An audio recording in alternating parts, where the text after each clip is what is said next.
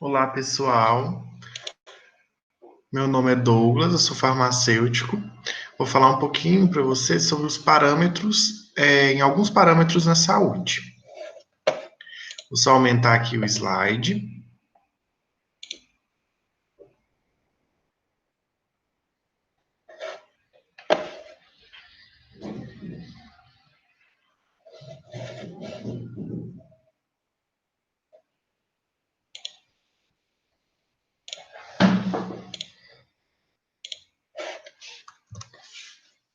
Então, eu decidi falar para vocês sobre quatro parâmetros que a gente vai fazer o cálculo, né, e fazer também o procedimento. Vou ensinar vocês.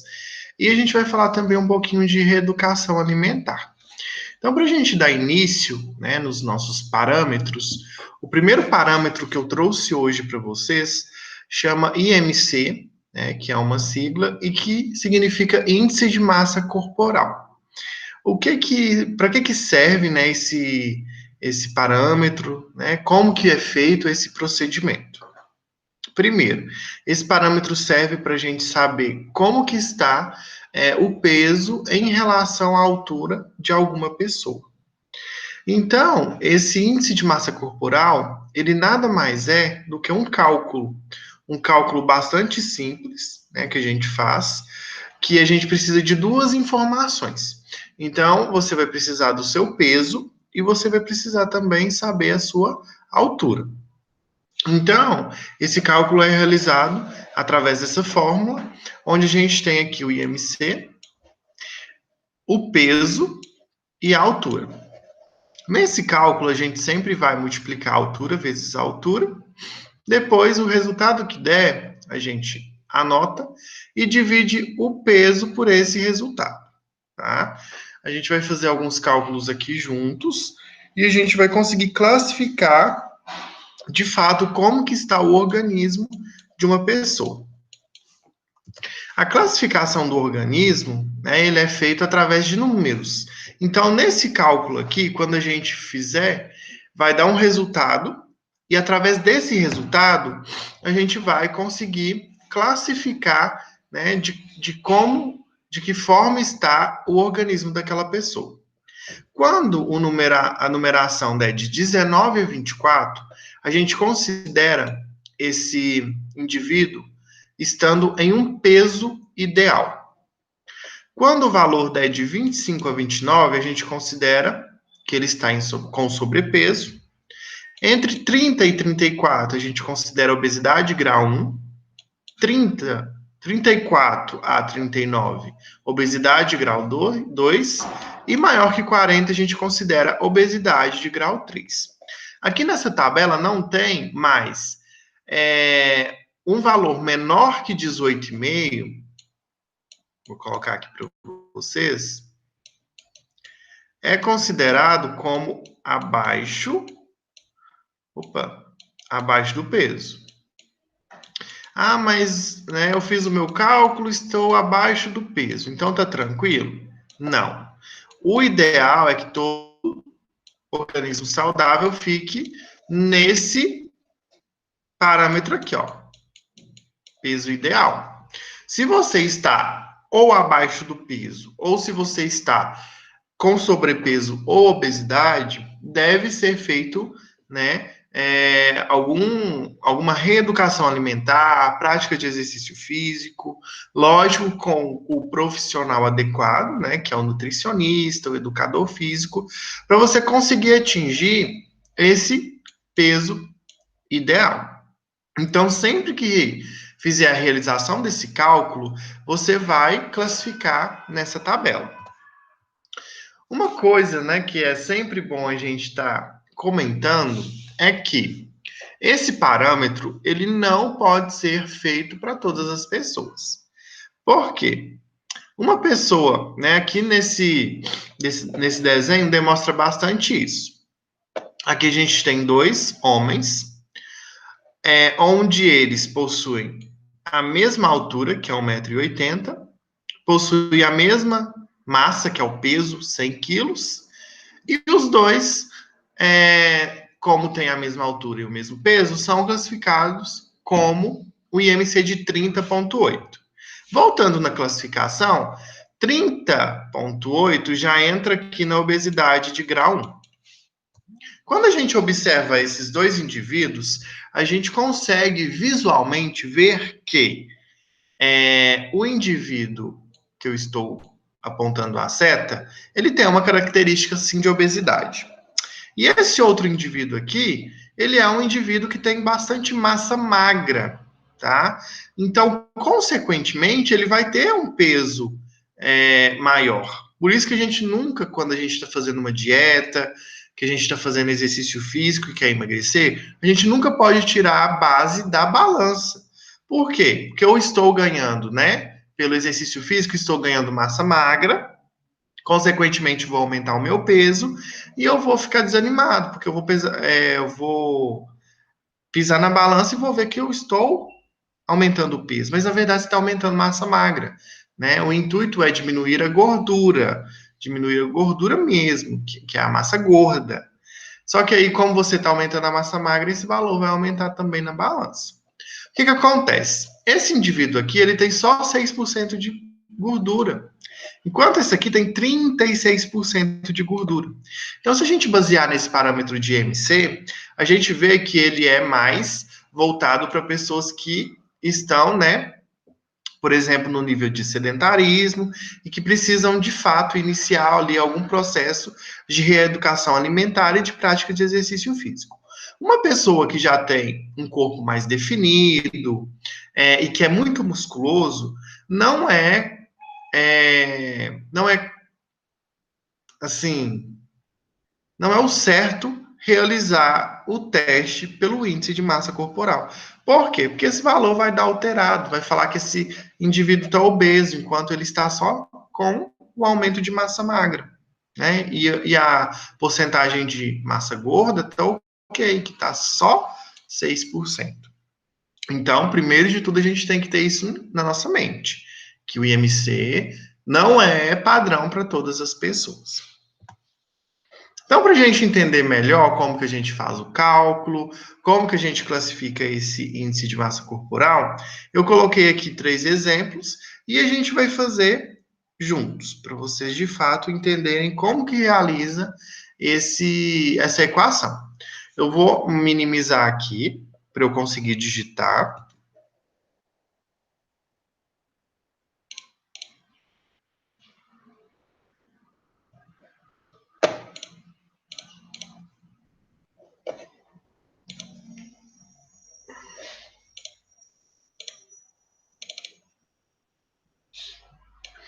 Quero que vocês peguem aí um papel, uma caneta, um caderno, para vocês conseguirem, de fato, anotar e fazer a equação junto comigo.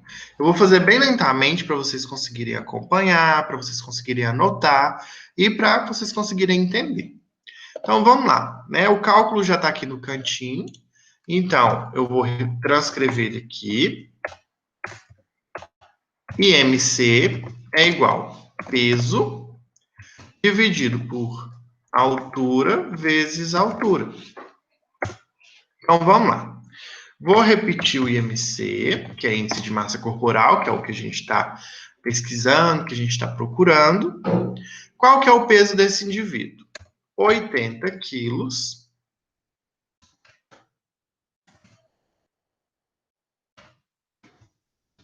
Então, eu vou colocar embaixo da divisão a altura. Então, será 1,72 vezes 1,72. Volto aqui. Quem tem dificuldade com equação, eu sempre falo que é bom fazer bem detalhadinho. Às vezes, tentar fazer direto, a gente se confunde e ainda tem um resultado errado no final. Então, eu vou repetir os 80 quilos aqui, porque primeiro eu preciso fazer essa parte da equação, né? Eu preciso multiplicar os números primeiro. Então, agora eu vou pegar aqui a calculadora e vou multiplicar. Então, eu faço a multiplicação. 1,72 vezes 1,72. Vai dar um número, vírgula, 4 números após a vírgula. Pode pegar só dois números depois da vírgula. Então, aqui, ó, deu 2,9584. Eu vou colocar 2,95, tá? Beleza. Então, repito o índice de massa corporal. E agora sim, eu posso fazer a minha divisão certinho. Então, eu vou pegar 80 dividido por 2,95. O resultado deu 27,11. Então, eu tenho aqui, né, esse indivíduo que pesa 80 quilos e que tem uma altura de 1,72, ele tem esse resultado de IMC de 27,11. Quando a gente vai na tabelinha de classificação, a gente vê que esse indivíduo ele está aqui nessa faixa de sobrepeso. Por quê? Porque de 25 a 29 é sobrepeso. E o resultado dele deu 27,11. Então, a gente classifica aqui, ó. Sobrepeso. Então, no final, a gente vai ver como que é feita as orientações para cada indivíduo. Primeiro, uma dica nesse cálculo. Tomem bastante cuidado, porque às vezes muitas pessoas fazem ao contrário. Ó, eu vou fazer aqui de uma forma errada, só para vocês verem. Vamos supor. Deu 2,95, né? O 1,72 vezes 1,72. Tem gente que pega o 2,95 e divide por 80. Olha o resultado que vai dar.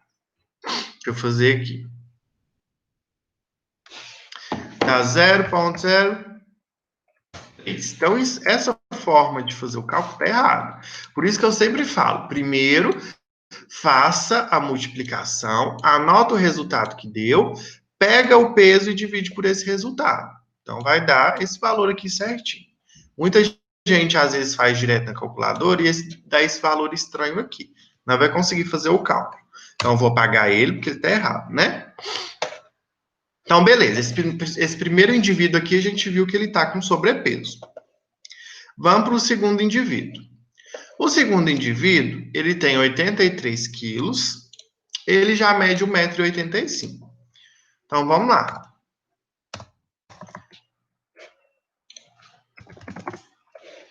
Então, eu tenho IMC é igual a peso dividido por altura vezes altura. Agora eu vou colocar bonitinho. IMC, peso. Peso é 83 dividido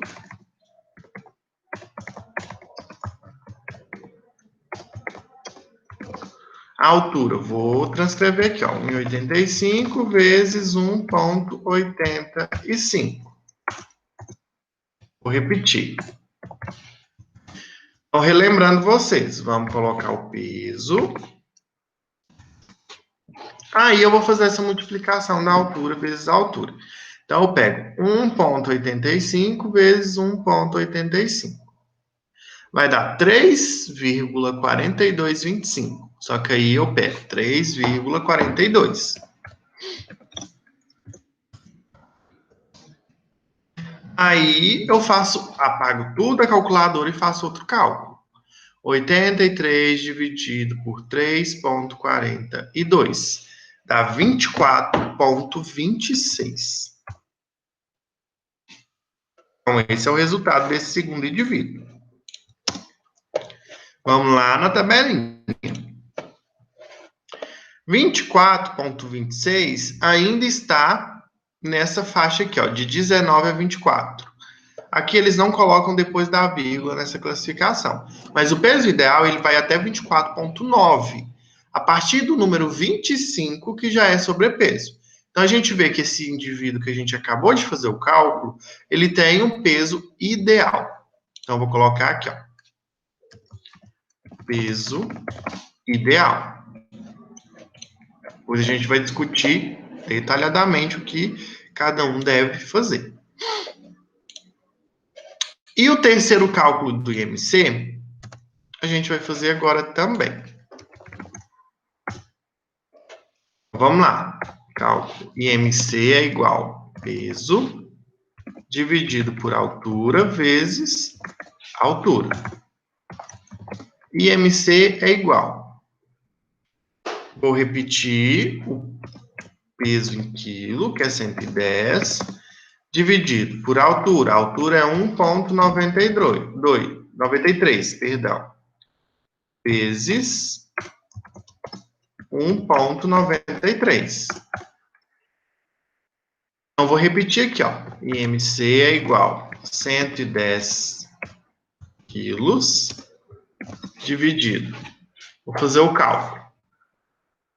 1,93 vezes 1,93 dá 3,7249. Então, vou colocar só 3,72. Então, IMC é igual. Já faço, apago aqui da calculadora. 110 dividido por 3,72 é igual a 29,56. Então, esse é o IMC desse terceiro indivíduo. Então, a gente vai lá na tabelinha. Ó, de 25 a 29,9 é sobrepeso também. Então, ele também está com sobrepeso.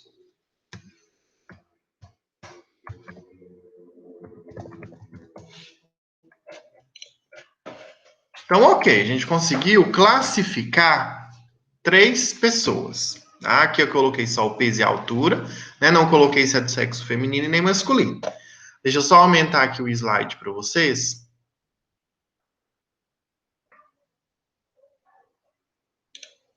Para a gente agora discutir.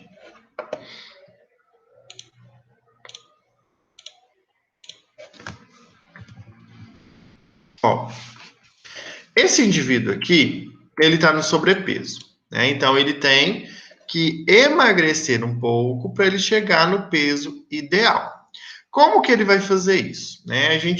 Quando a gente fala de emagrecer, não é simplesmente, né, fazer uma dieta restrita, né, ficar horas sem comer. Não. A gente sempre tem um procedimento, né, que é importante a gente ter em mente. A gente precisa se reeducar, né, a alimentação aos poucos, né? Quando a gente reeduca de uma forma muito rápida, a gente retira muita coisa muito rápida e substitui muito rápido, às vezes a gente não consegue aderir àquela dieta. Então, o importante é que sempre a gente consiga fazer, né, em pequenos passos, a gente consiga diminuir essa alimentação um pouco mais prejudicial para o nosso organismo e incorporando alguns alimentos que sejam benéficos.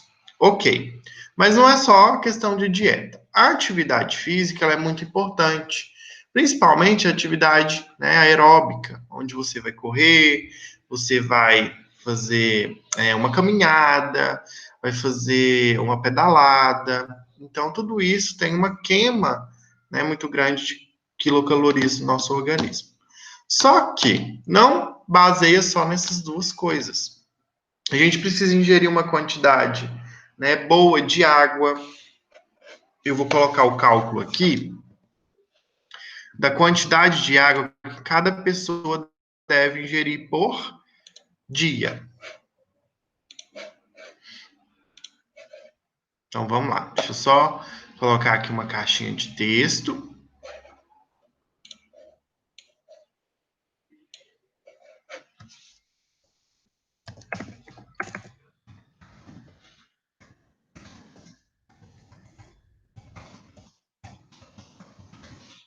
Às vezes, quando a gente fala de ingestão de água, muita gente fala, 2 litros e meio de água por dia. Porém, a gente tem um cálculo, né, que a gente consegue saber. Mas que cálculo é esse? Para cada quilo que a gente tem no nosso corpo, a gente precisa ingerir 30 ml de água. Então, o que você vai fazer? Você vai pegar o seu peso e multiplicar por 30 ml. E aí sim você vai fazer a descoberta de quanto você tem que ingerir. Então, vou dar um exemplo aqui. Né? Um indivíduo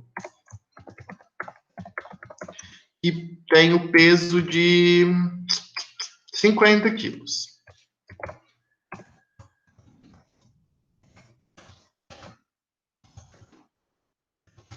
Então, você simplesmente vai pegar 50 vezes 30, que é 30 ml. Vai dar 1.500 ml. Isso aqui, para a gente converter em litro, dá 1,5 litro. É bem facinho da gente fazer esse cálculo. Se for uma pessoa que tem 60 quilos, 60 vezes 30 dá 1.800. Então, ela tem que beber 1,8 litro de água. E assim vai. Cada pessoa tem sua quantidade de água a ser ingerida em específico. Eu vou deixar isso aqui grifado de azul para vocês lembrarem, né, desse cálculo aqui que a gente fez. Então, é muito importante que a gente faça a ingestão de água, né, durante o dia, para a gente conseguir também ter um sucesso, né, na perda de peso, como também a gente conseguir manter o nosso corpo hidratado, né? O nosso corpo é feito por 70% de água. Beleza. Ah, mas eu não consigo beber água, não gosto de água, não acostumo a beber água. Bebe suco natural, né? Vai bebendo chá, vai bebendo outros líquidos que você gosta e vai descontando essa quantidade, né? Não precisa ser totalmente de água. Ah, mas como que eu vou fazer para eu conseguir fazer ingestão de 1,5 litro de água por dia? Eu acho muito, né? Vamos supor, a pessoa acha muito. Então, o que que eu sempre oriento? Se é 1,5 litro de água, né, fraciona. 500 ml de manhã, 500 ml à tarde, 500 ml à noite.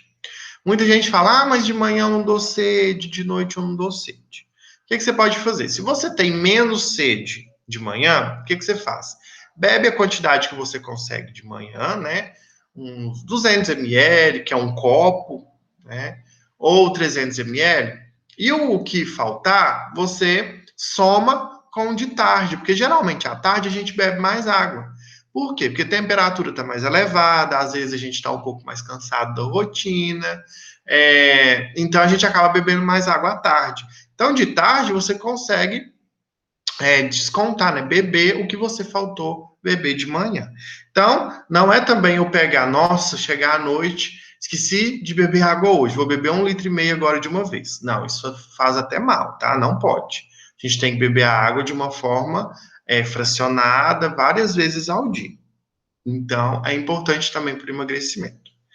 Outra questão, dormir bem, 8 horas de sono, né? A gente sabe que esse tempo é o suficiente para a gente ter uma noite boa de sono. A gente conseguir também ficar menos estressado. O estresse, ele faz com que a gente fique um pouco mais inchado, tá? Isso é normal. São vários hormônios que são liberados quando a gente está estressado. É um hormônio que a gente tem, o cortisol. Toda vez que a gente está estressado, ele é liberado no nosso rim, como forma de nos ajudar, né? De manter o nosso equilíbrio quando a gente está estressado. Porém, se a gente estressa várias vezes ao dia, várias semanas, a gente acaba tendo um estresse crônico. Nisso, a gente tem, com o aumento excessivo desse cortisol, que passa a ser não normal, a gente tem o estresse, a gente tem um aumento de peso, por causa, né, justamente desse inchaço também. A gente pode ter o aumento da pressão arterial, aumento dos batimentos cardíacos, além de ficar mais ansioso, né? Então a gente precisa ficar menos estressado. E uma das coisas que se ligam nessa questão de ficar menos estressado é fazer o que a gente gosta, né? A gente ter um momento de lazer. Isso é muito importante. Como assim momento de lazer? Às vezes a gente esquece de olhar para a gente e foca para as outras pessoas que estão ao nosso redor. Principalmente quem é mãe, quem é pai, né? Então o importante é, o que que eu fiz que eu gosto essa semana? Nossa, não fiz nada, vou precisar fazer. Porque senão a gente acaba caindo nessa rotina, ficando mais estressado, mais ansioso, podendo até ter uma depressão. Então, né, padroniza, todos os dias eu vou tirar 30 minutos, por mais que o meu dia é corrida, eu vou tirar 30 minutos para eu fazer o que eu gosto. Ah, mas o que que engloba esse fazer o que eu gosto? Depende, cada pessoa gosta de fazer uma coisa. Às vezes uma pessoa gosta de assistir Netflix, outra pessoa gosta de escutar música, uma pessoa gosta de caminhar, né? Aí já associa atividade física que é excelente. Outra pessoa gosta de ler, enfim, tem várias formas de lazer. Então nunca deixam o lazer de lado, né? Ele é muito importante. Beleza, né? Então tem a questão do estresse. Então você tem que mudar seu estilo de vida na sua totalidade. Não adianta você estar aqui no sobrepeso, como a gente viu aqui desse indivíduo, e querer ir para o peso ideal, sendo que você quer mudar só a dieta. Ah, não gosto de exercício físico, vou fazer só a dieta. Não. Tem toda uma associação, tem todo um conjunto. É dieta, é exercício físico, é mudança na questão, né, do estilo de vida, de lazer, de ingestão de líquido, de dormir bem. A gente precisa dormir bem, isso é muito importante. Então para o segundo indivíduo é a mesma lógica. Só que aqui a gente vê que esse indivíduo está com peso ideal. Se eu não perguntar nada para esse indivíduo, eu vou falar: olha, seu peso está ideal, continua do jeito que está. Só que a gente tem que tomar um cuidado ao falar isso. Por quê? Vamos supor que ele está no peso ideal, porém ele come muito mal. Ele come muito industrializado, muito carboidrato, muito lipídio, que acaba sendo prejudicial. Isso pode levar com que esse indivíduo tenha um aumento gradual durante os anos, chegue à obesidade. Ah, Douglas, mas por que que essa pessoa ela come mal e tem o IMC normal? Isso vai de biotipo, né? A pessoa ela pode, né, num período de tempo, conseguir manter o seu peso, porém não alimentar tão bem. Às vezes também essa pessoa, ela alimenta muito mal, porém ela anda o dia inteiro, né? É uma pessoa super ativa, então acaba que vai descontando. É o que a gente chama de balanço energético. Para a gente conseguir manter o nosso peso, a gente precisa consumir a mesma quantidade que a gente gasta de quilocalorias. Quando a gente consome muito mais quilocalorias do que gasta, a gente acaba engordando gradualmente. Quando a gente consome muito menos quilocaloria do que a gente gasta, gradualmente a gente vai emagrecendo. Então, tudo é questão de equilíbrio, tá? Da alimentação juntamente com a atividade física. Então, muito cuidado ao falar para uma pessoa que ela está ok, para ela continuar da forma que está. Antes da gente falar isso, a gente precisa avaliar como que é a alimentação dela, se ela faz exercício físico, se ela tem uma boa noite de sono, se ela ingere a quantidade certa de água, se ela tem momento de lazer. Então, isso é muito importante. Aqui no sobrepeso, é o mesmo caso do primeiro indivíduo. Ah, Douglas, mas olha aqui. O primeiro indivíduo, ele tinha 80 quilos. O terceiro tem 110 quilos. Olha a diferença grande de 30 quilos e ainda está no mesmo sobrepeso. O que a gente tem que observar? A altura. Como assim a altura? Aqui, esse que tem 110, ele tem 1,93 de altura, então ele é bem alto. Enquanto o primeiro caso tem 1,72, né? Então a gente vê que ele é 11 centímetros mais alto que o outro. Então, consequentemente, vai dar uma balanceada. Por isso que ele ainda está no sobrepeso, esse indivíduo aqui. Mas um pouquinho a mais que ele, né, tiver o aumento de peso, ele vai entrar na obesidade grau 1.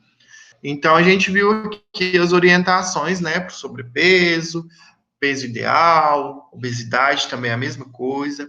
Aí vem a dúvida. E quem está abaixo do peso, o que tem que fazer?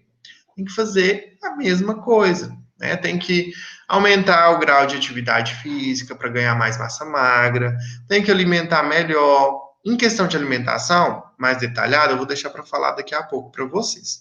Então, independente da classificação, é necessário todos esses quesitos: alimentação saudável, exercício físico, dormir bem, ingestão de água, ter momentos de lazer.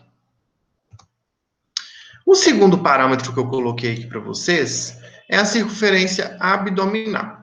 Circunferência abdominal nada mais é que a medição da região aqui do abdômen. A gente sempre tem que saber que o abdômen fica na região do umbigo, enquanto a cintura fica um pouco mais acima. Muita gente confunde cintura e região abdominal. Tem que tomar bastante cuidado com isso. Aqui a gente também tem a classificação. Vou falar aqui o normal para vocês, mas a gente tem também médio, alto, altíssimo risco. O que é esse risco? Risco desse aumento da circunferência. Quanto mais circunferência a gente tem, quanto maior é essa circunferência, maior a probabilidade da gente ter uma doença cardiovascular. Então, ó, o normal de uma circunferência abdominal nas mulheres é menor ou igual que 80 centímetros. Então, se a mulher tiver 80 centímetros ou menos que isso, tá normal. Já o homem, 90 centímetros ou menos que isso, tá normal. Quando aumenta esses valores, aí aqui a gente tem o risco médio, alto e altíssimo, tá? Vou ensinar vocês como que faz essa medição da circunferência abdominal. A circunferência abdominal, você vai precisar de uma fita, né, métrica. Você vai fazer todo esse processo aqui com a fita, né? Você vai enrolar a fita no seu abdômen na altura aqui do umbigo. De preferência que não seja por cima da camiseta, da blusa, porque vai dar um tamanho maior, né? Uma circunferência maior por causa disso. Não murchar a barriga, não estufar a barriga, ficar normalmente, como a gente fica no dia a dia. O que acontece? Quando você, né, fazer o envolto aqui da fita, toma muito cuidado para essa fita não dobrar, para ela ficar mais em cima, mais embaixo, porque senão também vai dar uma medição errada. Feito isso, você vê a numeração que está aqui. Essa é a numeração da sua circunferência abdominal, tá?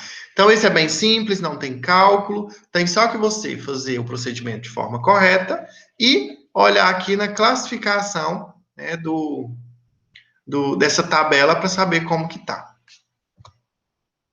Esses outros dois parâmetros que eu coloquei aqui para vocês, né? Os dois de cima a gente vê que está muito relacionado à obesidade, aumento de peso, emagrecimento. Essa pulsação aqui já está mais relacionada à nossa pressão arterial, a quantas vezes o nosso coração bate por minuto. Então, eu quis colocar procedimentos aqui que a gente consegue fazer manualmente.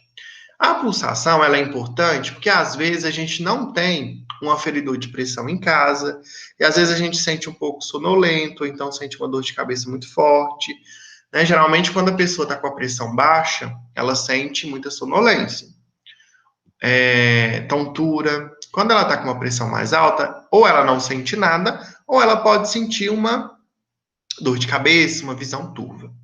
Então, se eu não tenho um aferidor de pressão, enquanto eu, né, procuro algum atendimento, eu posso olhar a pulsação. O que acontece?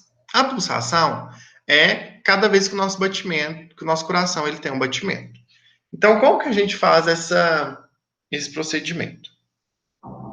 Primeiro, você vai precisar cronometrar 1 minuto, né? Então, você vai precisar estar com um celular próximo a você, ou um relógio, mas que seja de preferência um celular, né? Por quê? Porque o celular tem um cronômetro, então vai conseguir ali fazer a cronometragem de 60 segundos certinho. Quantos batimentos que tem que ter por minuto um adulto? 60 a 100 batimentos por minuto. Criança de 80 a 120. Bebês de 100 a 160. BPMs. O que é BPMs? Batimento por minuto. Ok? Ah, mas por que difere de bebê para criança para adulto? O bebê tem um organismo menor, então o coração bate e o sangue consegue percorrer com uma maior facilidade e rapidez. Então, por isso que a gente tem mais batimento quando é bebê, depois vai diminuindo com a criança, depois a adulta ele permanece de 60 a 100. Ah, Douglas, mas se o meu batimento, minha pulsação der menor que 60. Isso pode, tá, pessoal? Não que vai ser, mas isso pode dizer que você pode estar com uma pressão mais baixa. Se der mais que 100, você pode dizer, né, que pode ser que esteja com uma pressão mais alta. Mas você somente vai saber, de fato, com o aferidor de pressão. Outra forma que esse método é muito realizado e importante é no momento da análise ali se uma pessoa está com uma parada cardiorrespiratória. Quando a pessoa está com uma parada cardiorrespiratória, né, ou seja, o coração parou, geralmente ela não tem pulsação, né? Ou seja, se o coração parou, ela não tem pulsação. E também ela para de respirar. Então, um dos parâmetros que a gente observa ali na hora dos primeiros socorros é que a pessoa ela está inconsciente, ela não está respirando, não está mexendo e ela, em 10 segundos, ela não tem nenhuma pulsação. Ok, então a pulsação é um método que é muito utilizado aí para várias coisas. Agora a gente vai entender como que a gente faz esse processo de pulsação. Feito isso, eu vou cronometrar aqui no YouTube 1 minuto, vou fazer a minha aqui, enquanto vocês, né, daí da tela fazem a de vocês, e no final a gente discute essa relação, né, do número. Então, ok, como que a gente faz essa avaliação? Geralmente é utilizado a artéria radial. A artéria radial, como vocês estão vendo aqui na imagem, é uma artéria que fica bem próxima ao nosso dedão, bem nessa região aqui. Então, você vai utilizar ou o dedo indicador para conseguir apalpar e achar essa artéria radial, ou você pode utilizar dois dedos, tá? Mas de preferência, eu prefiro, né, uma opinião, o indicador. Nunca olhe com o dedão, porque o dedão ele pode confundir com outras pulsações que a gente tem nele. Tá? Às vezes a gente está fazendo uma forma errada. Então, ok. Vou dar 1 minutinho aí para vocês conseguirem achar o de vocês, tá? Então, é bem nessa região aqui do osso radial. Se possível, fecha o olho, tenta ficar num lugar mais tranquilo, mais caladinho, para conseguir, né, apalpar e sentir também. Então, vou dar aí um tempinho para vocês tentarem achar, para a gente cronometrar e fazer a contagem.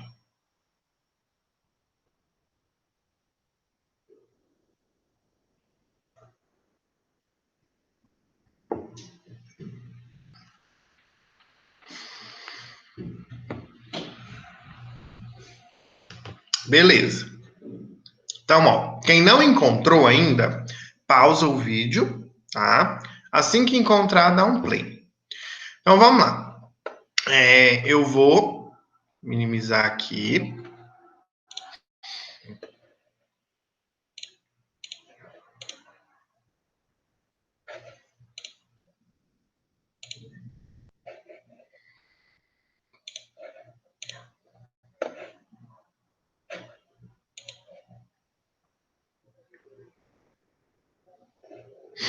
Para vocês agora vai aparecer a tela do YouTube.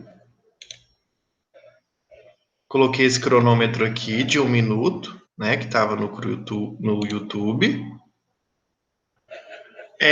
Então tá. Vou tentar achar aqui minha pulsação e vou dar um play. Assim que finalizar, se vocês conseguirem, né, fazer o processo comigo, eu vou falar o início. O que vocês vão fazer? Vão contar. 1, 2, 3. Quando eu falar parou, que deu 60 segundos, você para de contar, tá bom? E anota esse resultado. Então vamos lá. Vamos começar então.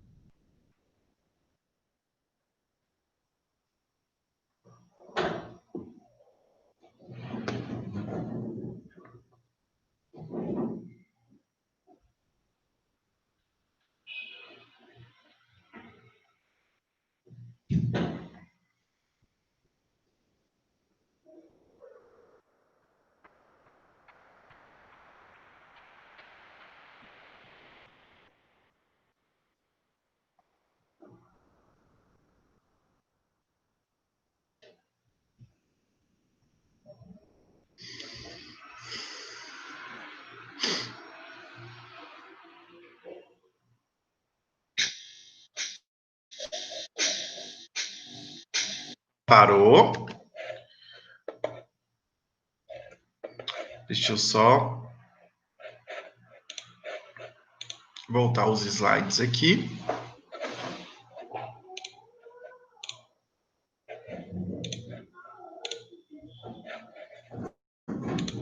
Beleza. Então, eu fiz a contagem aqui. Geralmente, todas as vezes que eu faço a contagem, dá em cerca, né, de 70 a 80 batimentos. O que que acontece? O meu valor, ele tá ok. Por quê? Porque o adulto tem de 60 a 100 batimentos por minuto. Então, faz essa anotação e faz uma avaliação. Caso você tiver menos que 60 e mais que 100, se você tiver um aferidor de pressão em casa, faz essa aferição para você conferir, tá bom? Então, esse a gente fez o processo de pulsação. É um método super simples e que é muito utilizado aí, principalmente na área de primeiros socorros. O outro método que eu trouxe para vocês é o método de respiração, né? A respiração, ela precisa ter uma quantidade, né? No adulto de 12 a 20, crianças de 20 a 25 e bebês de 30 a 60. Nossa, mas bebês de 30 a 60, a gente consegue observar isso por quê? Principalmente as mães, né? As mães, elas vão, é, às vezes, ficar conferindo a respiração da criança. Por quê? Porque o bebê, ele inspira e ele expira muito lentamente. Então, ele consegue oxigenar todos os órgãos. Por isso que o bebê, a criança, ela é um pouco mais calma, mais tranquila. Quando a gente vai crescendo, tendo as preocupações da vida, né, tendo todos alguns traumas também, a gente vai ficando mais ansioso, isso é normal. Com essa ansiedade, a gente acaba diminuindo a quantidade de respiração. Então a gente respira super rápido. Tanto é que se a gente tiver um processo de ansiedade, né, num quadro ansioso, a gente respira tão rápido que às vezes a gente fica até com uma dor no peito ou uma falta de ar. Então, para que serve esse parâmetro? Justamente para você ficar avaliando sua respiração e também para avaliar a respiração de pessoas que às vezes estão com uma insuficiência respiratória. Qual que é a forma que a gente consegue avaliar esse parâmetro, né? Fazendo em casa.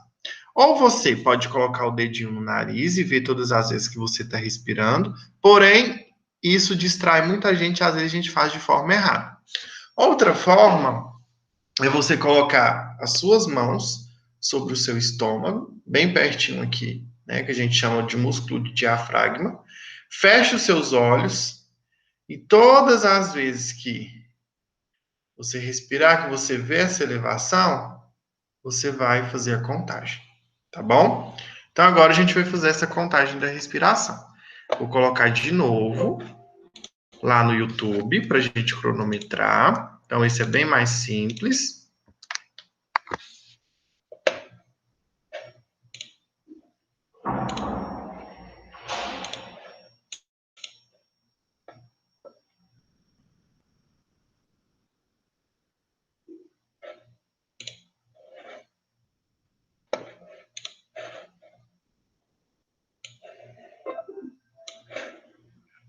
Então assim que for começar, eu vou falar para começar e o alarme do vídeo vai, né, instruir vocês a parar. Então vamos lá. Vamos começar agora.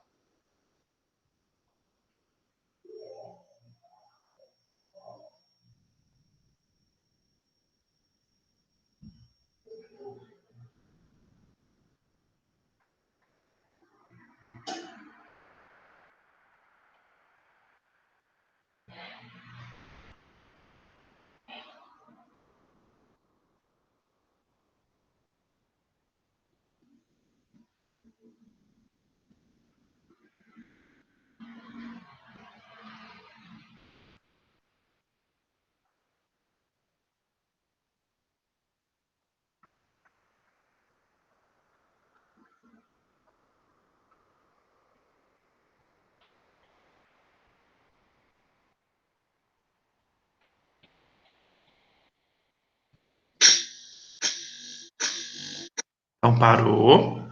Agora você anota quantas respirações você teve por minuto, que foi esse tempinho que a gente ficou cronometrando.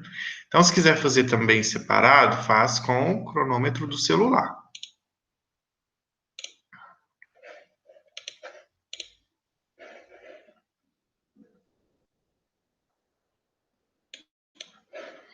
Então, ok. A gente viu aí 4 parâmetros: o IMC, a circunferência, a pulsação e a respiração. Antes da gente prosseguir, só mais uma importância da respiração. Quando você estiver ansioso, pensa na sua respiração, tenta respirar mais lentamente. Você vai ver que, com o passar do tempo, você vai conseguindo diminuir essa ansiedade. Então, a respiração é muito importante, porque todas as vezes que a gente respira, a gente está fazendo com que ocorra, né, todo o transporte de oxigênio para todos os nossos órgãos. Então, é muito importante o processo de respiração. Então, entrando aí, né, nos dois primeiros parâmetros que a gente falou sobre obesidade, a gente tem o termo de reeducação alimentar. O que seria essa reeducação alimentar? Seria você fazer com que a sua alimentação passe por um processo onde você consiga aproveitar mais os nutrientes. A gente tem vários tipos de macromoléculas. A gente tem os carboidratos, que são o açúcar, né, que é a glicose. A gente tem os lipídios, que são a gordura. A gente tem as proteínas. A gente tem as vitaminas. Então, é muito importante que a gente tenha um balanço desses alimentos para a gente, né, conseguir aproveitar eles da melhor forma possível. O carboidrato e o lipídio, a gente tem que tomar um pouquinho de cuidado com o excesso, né, que a gente vai ingerir eles. Por quê? Porque eles são nossa fonte de energia, são importantes, porém eles fazem com que a gente tenha um aumento aí do peso.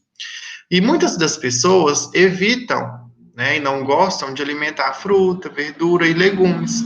E são essas frutas, verduras e legumes que a gente tem a fonte, né, para retirada das vitaminas. As vitaminas a gente não consegue produzi-las no nosso organismo, né? A gente precisa retirar da alimentação, né? Tirando a vitamina D a gente consegue através da exposição ao sol.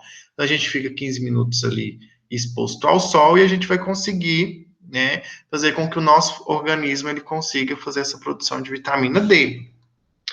Então, ó, aqui tem uma pirâmide muito importante, né, onde mostra vegetais de baixo índice glicêmico.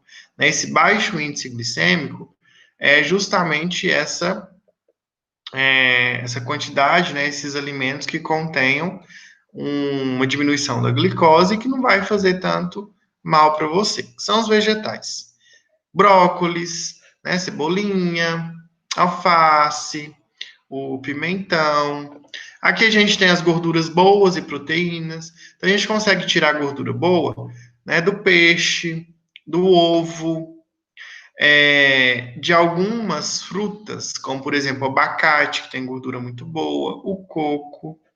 Aqui a gente tem tubérculos e frutas menos doce, maçã, a banana, o morango, né, ou outros vegetais, cenoura. A gente tem também a abóbora, a mandioca. Então, são vegetais que não têm tanta glicose. Sementes, leguminosas e cereais sem glúten também são muito importantes. Essas sementes, né, essas castanhas, além delas terem assim uma quantidade de minerais e de vitamina muito grande, elas contêm também uma quantidade muito boa de gordura, gordura benéfica. Nós temos as ervas e especiarias. Qual que é a importância dessas ervas e especiarias? Ao invés de você fazer, por exemplo, né, um almoço, uma janta com aquele tempero industrializado, ou até mesmo com sal, você pode utilizar as ervas, né, que são muito importantes aí e que vão te dar aquele gosto parecido, né, com o sal. E o que que você pode utilizar, né? Como eu disse, a dieta ela não pode ser totalmente restrita.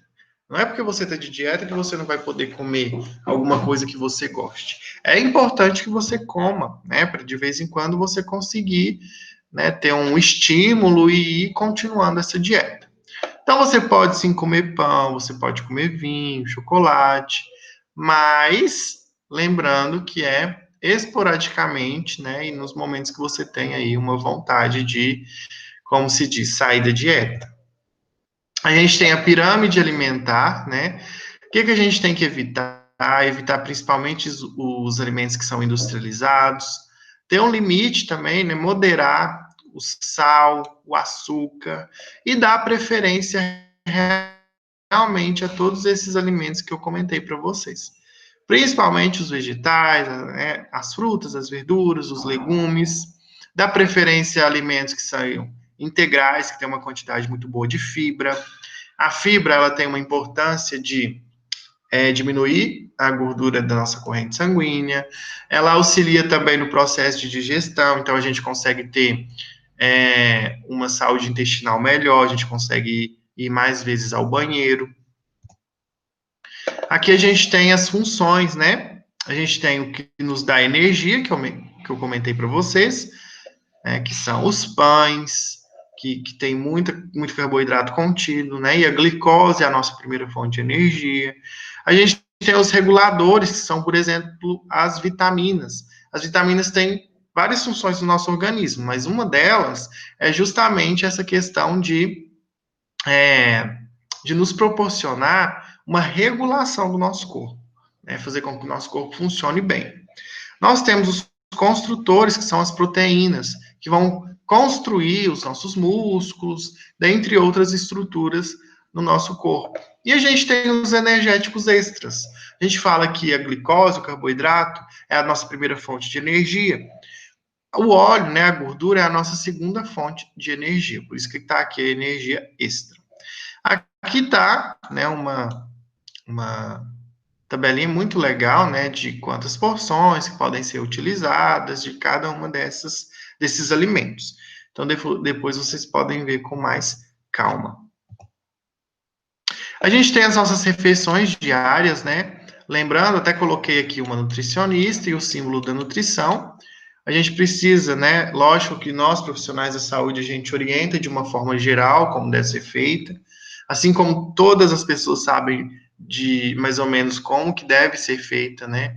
Uma alimentação saudável, porém, somente esse profissional aqui, né, ou nutricionista, ou então nutrólogo, vai conseguir te dar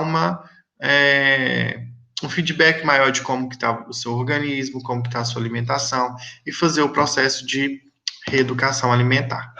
Vou entrar em detalhe, né, de algumas refeições aqui, que são informações importantes. Né, o café da manhã, o lanche da manhã, o almoço, lanche da tarde, jantar e ceia. Uma coisa que eu gostaria de comentar um pouco mais detalhado é sobre o jantar. Né? O jantar ele deve ser feito no máximo 8 horas da noite, porque quanto mais a gente come na hora de dormir, menos digestão a gente vai fazer. Isso a gente vai acordar no outro dia um pouco mais cheio, a gente vai ter uma indigestão, então a gente tem que fazer de uma forma correta esse processo, né, de alimentação nesse horário. Então, né, jantar coisas mais leves também, porque é necessário todo um trabalho do nosso estômago para fazer o processo de digestão. Se você acaba de jantar e já deita, você vai prejudicar o seu organismo. Quanto aos horários, olha aqui. A gente tem uma pessoa, né, aparentemente obesa e uma pessoa aparentemente com peso ideal. Aqui a gente vê que essa pessoa ela não ingere uma quantidade boa de café da manhã. O café da manhã ele nos prepara para o dia todo, então é muito importante. O almoço é mediano, mas olha o tanto que ele ingere de jantar. Isso aqui é lógico que é um esqueminha, né? Agora, olha aqui uma pessoa com peso ideal. Ela ingere bastante nutriente no café da manhã para preparar o dia dela. O almoço é médio e uma pequena refeição no jantar, para não atrapalhar justamente, né, esse processo aí de indigestão, de aumento de peso também. Aqui a gente tem alguns cuidados com o preparo dos alimentos, né? A gente sabe que os alimentos eles não vêm totalmente limpos, então quando a gente faz uma reeducação alimentar, a gente acaba incorporando mais os vegetais na nossa alimentação. Então é necessário que a gente consiga fazer esse processo aqui de limpeza. Até porque a gente tem muito micro-organismo, né? Aqui o vírus, a gente tem os vermes, que são os parasitas. Então, o ideal é que a gente coloque, né, aqui tem um esqueminha bem legal, a gente lave bem as mãos no preparo desses alimentos, lavar em água corrente primeiramente, depois você pega uma vasilha, coloca uma quantidade de água e uma quantidade de água sanitária, né, para você matar todos esses micro-organismos. Qual que é a quantidade, então, que você coloca? Então, você coloca uma colher de sopa de água sanitária para 1 litro de água. Então, eu também sempre dou uma dica, como às vezes os vegetais vão ficar boiando, coloca uma tampa, alguma coisa aqui por cima, não tampando a vasilha, mas só mesmo para dar uma pressão ali para os vegetais não ficarem em cima e evitarem de não ficar em contato com essa água hipoclorita. Então, 15 minutos pelo menos, né? Mas o ideal é 30 minutinhos. Depois que você fizer essa higienização desses vegetais de forma correta, você vai enxaguar para tirar todo, né, aquele restígio ali, aquele pouco que ficou de água sanitária, né? Porque você não vai poder ingerir essa água sanitária. Fez esse processo de enxágue, o que é que você vai fazer? Você vai secar muito bem esses vegetais, né? A gente sabe que quanto mais água tiver naquele vegetal, mais a possibilidade, mais a probabilidade de ter uma contaminação naquele alimento. Então é muito importante que faça essa, essa secagem. Feita a secagem, né, guarda os vegetais, né, os que forem em temperatura ambiente, deixe temperatura ambiente. Tem pessoas que gostam de colocar, né, refrigerar eles na geladeira, pode colocar, mas coloca num saquinho bem tampadinho, para evitar que seja contaminado. Depois que você for pegar para utilizar novamente, para consumir, passa uma água, né, porque às vezes aderiu alguma coisa ali no processo de armazenamento. Você fazendo esse processo aí, você vai garantir ainda mais que você está utilizando um alimento que esteja limpo, né, teoricamente. Então, no mais é isso que a gente viu, né? Mas venho a frisar que é muito importante fazer uma reeducação alimentar com um profissional adequado, nunca, né, ficar pesquisando algumas dietas que tem na internet, aquelas dietas mais restritas que você não consome nada de carboidrato. A gente sabe que o carboidrato ele é fonte de energia, que ele precisa ser ingerido numa quantidade ideal para a gente ter energia para realizar as nossas atividades, né? Por quê? Lógico que se você não ingerir carboidrato, né, o seu organismo vai começar a quebrar a sua gordura para utilizar como fonte de energia. Consequentemente, você vai emagrecer. Porém, você tem que saber que você tem que emagrecer de uma forma saudável. Não adianta nada você fazer uma dieta restrita e o que que acontece? Feita essa dieta restrita, emagreceu, aí você volta um pouquinho ao normal, você engorda tudo de novo. Então, é essencial que você procure para uma reeducação alimentar um nutricionista ou um nutrólogo e para você fazer um exercício físico de maneira correta, você procurar um educador físico, né, um personal trainer e, além disso, tomar cuidado com a ingestão de água, dormir bem, né? É, essa questão também de fazer o que você gosta, ter um momento de lazer, e é fundamental, como a gente falou aí, de ansiedade, de estresse, se você vê que o seu não está, né, normal, porque a ansiedade, de uma forma geral, ela é um processo que todas as pessoas têm. Mas quando você vê que está fugindo do seu controle, procura também um profissional psicólogo. O psicólogo está aí para isso, para te ajudar, né, nesse processo de ansiedade, ou até mesmo um processo que já está entrando em depressão, ou outros distúrbios psicológicos, como síndrome do pânico, transtorno obsessivo compulsivo, enfim, a gente tem todos vários transtornos aí que podem ser tratados, ok? Então, eu queria agradecer a vocês, né, pela atenção e qualquer coisinha aí de dúvida, voltem no vídeo, façam os parâmetros e façam um momento de reflexão, né? Ah, minha pulsação tá ok? a minha respiração tá ok, o meu IMC tá ok, a minha circunferência abdominal tá ok. Então é sempre bom a gente fazer esses parâmetros de vez em quando para a gente ter uma noção de como está a nossa saúde, tá bom? Muito obrigado.